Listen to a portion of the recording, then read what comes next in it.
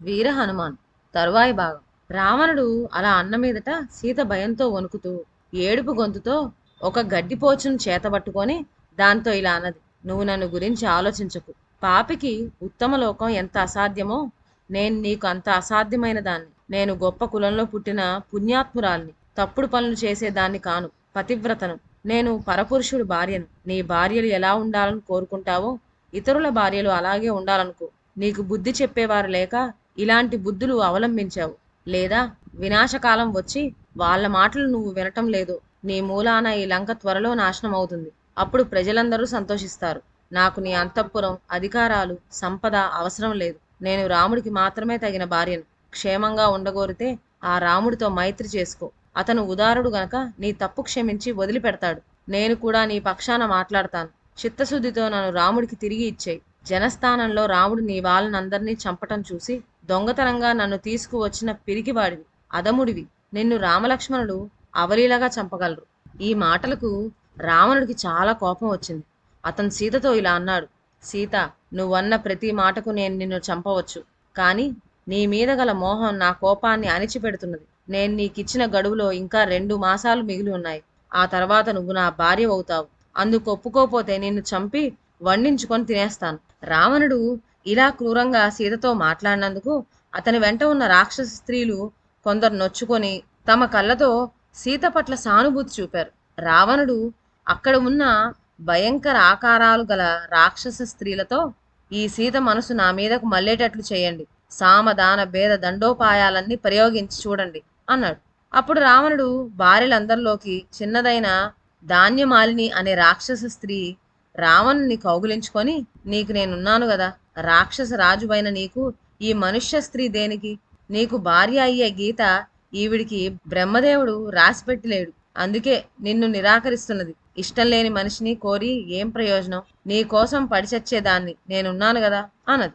రావణుడు ధాన్యమాలిని మాటలకు నవ్వుతూ ఆమెను విడిపించుకొని వెనక్కు తిరిగి తన ఇంటికి వెళ్ళిపోయాడు. అతను వెళ్ళగానే రాక్షస స్త్రీలు సీత చుట్టూ చేరి ఆమెను నిందించారు. వారిలో ఏకజట, హరిజట, ప్రగస, వికట, దూర్ముఖి అనేవాళ్ళు ఉన్నారు. రావణుడు ఎంత గొప్పవాడో, అతనికి భార్య కావడం ఎంత గొప్ప విషయమో, సీత అతన్ని నిరాకరించడం ఎంత బుద్ధి తక్కువో వివరించి చెప్పారు.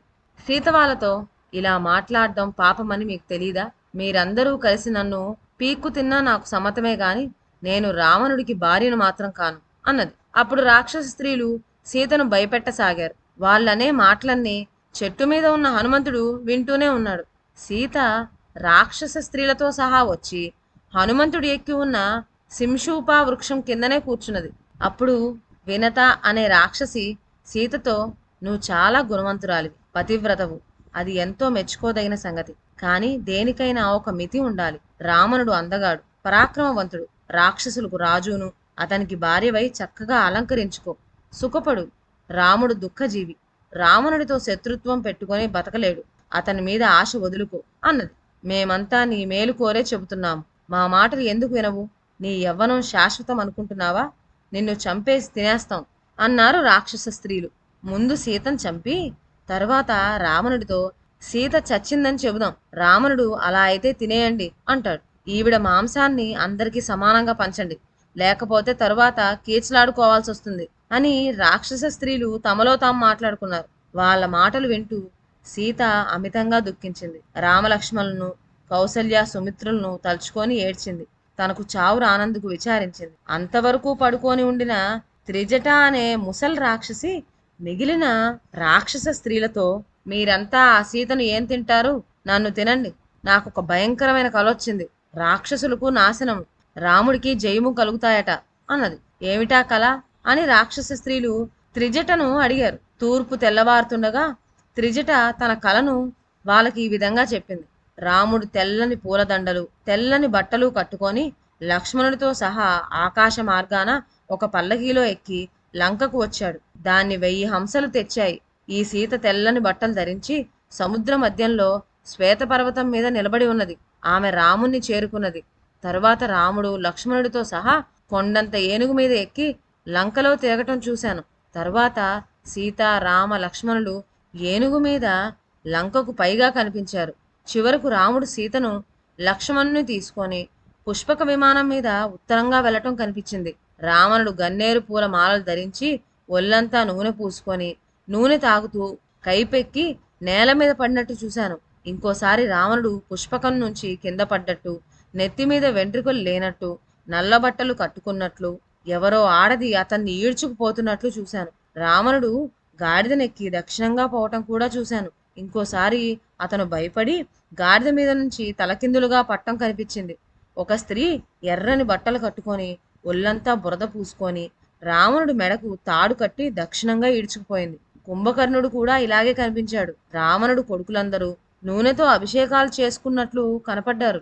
రావణుడు పందిని, ఇంద్రజిత్తు మొసల్ని, కుంభకర్ణుడు ఒంటెను ఎక్కి దక్షిణంగా పోవటం కనిపించింది. ఒక్క విభీషణుడు మాత్రం తెల్ల పూలమాలలు, తెల్ల బట్టలు, ఒంటికి తెల్ల గంధము ధరించి తన నలుగురు మంత్రులతో సహా 4 దంతాలు గల పెద్ద ఏనుగు మీద కూర్చొని కనిపించాడు. లంకానగరం విరిగి సముద్రంలో పడటం కనిపించింది. ఇలా చాలాసేపు తనకు వచ్చిన కలలో విశేషాలు రాక్షస స్త్రీలకు చెప్పి, త్రిజట, మీరు దూరంగా ఉండండి. రాముడికి సీత దొరికిందే అనుకోండి. సీతతో చెప్పేదేదో మంచిగానే చెప్పండి. మనం సీత నుంచి అభయం కోరటం మంచిదనుకుంటున్నాను అన్నది. చెట్టు మీద నుంచి అంతా చూస్తూ అంతా వింటున్న హనుమంతుడికి సీతను ఎలా ఓదార్చాలో తెలియలేదు. ఆమెతో మాట్లాడకుండా తిరిగి వెళ్ళటం అర్థం లేని పని. రాక్షస స్త్రీలకు అనుమానం కలిగించి రాక్షస వీరులతో యుద్ధం తెచ్చుకోవటం అవివేకం. యుద్ధంలో జయమే కలుగుతుందని చెప్పటానికి లేదు. ఒకవేళ తాను రాక్షసులను చంపినా తిరిగి సముద్రాన్ని దాటే శక్తి మిగలకపోవచ్చు. సీత తనను మాయారూపంలో ఉన్న రాక్షసుడని భయపడకుండా చూడాలి. అన్ని విధాలా ఆలోచించి హనుమంతుడు ఇలా ఒక కథ సీతకు వినిపించేలాగా చెప్పాడు. దశరథుడు అనే గొప్ప రాజుకు రాముడనే పెద్ద కొడుకు ఉండేవాడు. ఆ రాముడు తండ్రి ఆజ్ఞ చేత భార్యను తమ్ముణ్ణి వెంటబెట్టుకొని అరణ్యానికి వెళ్ళాడు. అరణ్యంలో ఆ రాముడు శూరులైన రాక్షసులను అనేక మందిని చంపాడు.